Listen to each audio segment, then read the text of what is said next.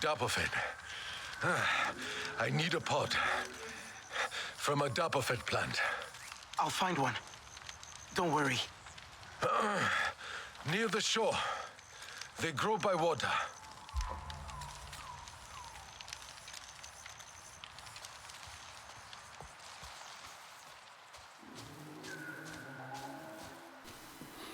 Hey everybody. I want to thank everybody for the past month and a half. The subscriptions, the likes on my videos, the actual views of my videos. I'm really excited about it. I want to touch a little base on this game right here. Not to mention, I want to thank everybody for all your attention and helping boost up my confidence and get me going on more stuff. But I wanted to touch base on this game. So I've been watching a content creator, Born to Game, play this game. And what I like about him is he's very truthful about games. And he gets easily agitated with lazy development and different things like that. And the other thing that intrigued me about this game is it is created by Massive, which is also the makers of The Division, which I am a huge fan of the Division franchise. So The Division kind of went downhill as far as content and updates and all that stuff since Massive has been pulled over to start working on this game. So I was intrigued to see about this game. You know, what are some things that, you know, one, how they did with it, and what are some things that may kind of put a little bit more excitement into Div 3. So the exploration in this game is phenomenal. Yes, the map is beautiful. You know, the flowers, the plants, the sounds. I mean, you're in the woods and there's all these animals making different noises. You spend a lot of time creating your character, even though you never really get to see him, which is fine. And I was actually quite impressed with the creativity of the character creator, being the fact that they're avatars. And you know, you look at the movie. There's not a whole lot of customization between them, but they managed to pull off, and you can actually make a pretty unique little character of your own. Fighting against the robots, some of the skills that you get. So I view this game, actually, now that I think about it, it's a real good cross between Ubi games. I saw a review where it's just Far Cry with avatars, and I don't really buy into that because I'm not a fan of the Far Cry franchise.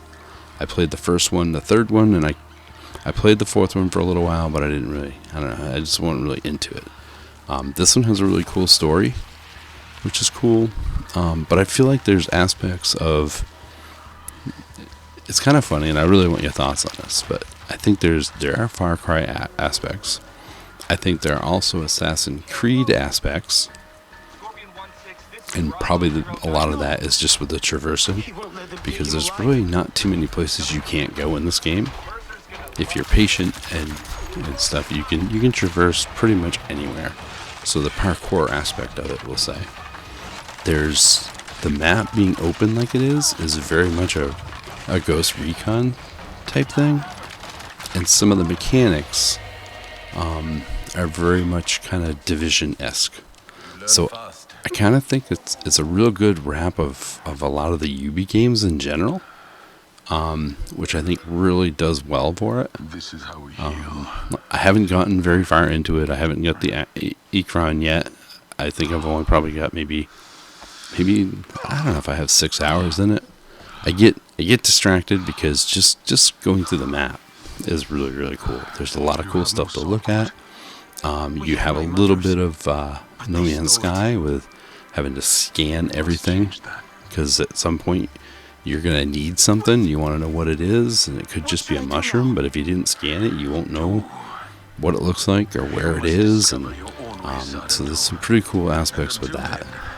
I think the combat is great. The bow and arrow, the different weapons that you do have at your disposal is cool, really cool. You can do a little stealth stuff if you want to. You can kind of play it how you want, and it's extremely fun. I mean, I'm really enjoying it. I find myself getting sidetracked, which is part of the thing that I'm into, is the exploration.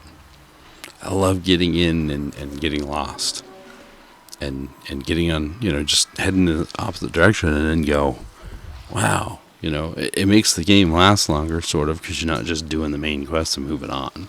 You're not rushing through the game, which I don't rush through.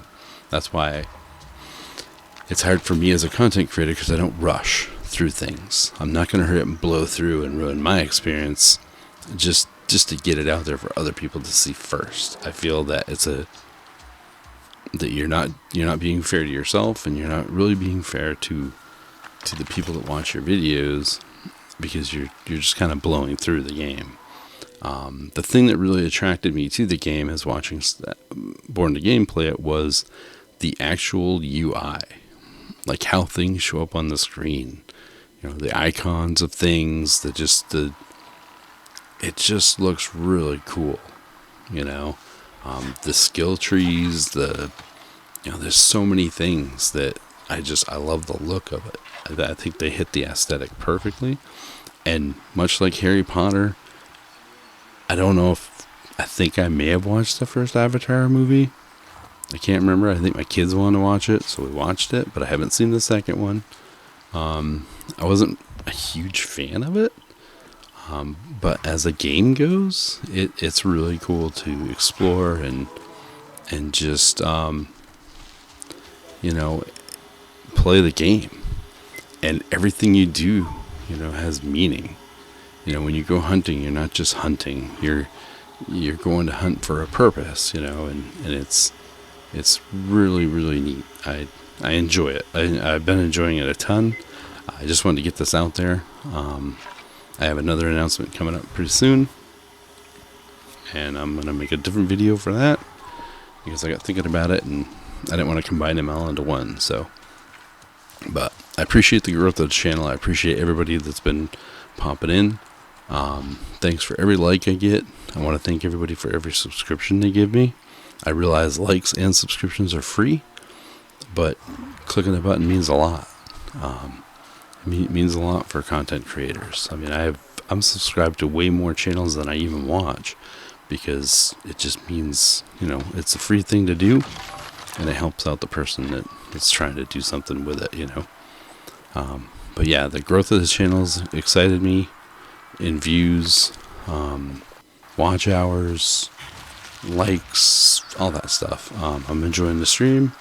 I've been having some people that have been popping in regularly, which is awesome. It makes the stream that much more worthwhile when there's a few people, And I always said if I could get an average of like 8 people popping into my streams and just shooting a breeze and stuff, and making comments and everything on the game, that's all I ask for. I don't need 50,000. I don't need 3,000. I just a few people to make the game that much more fun, and to experience the game with me, kind of thing. So anyways, I still stream Monday, Tuesday, Wednesday from 9:45 p.m. Eastern until I try to stop around 11:30 or so, as long as it doesn't affect my day-to-day,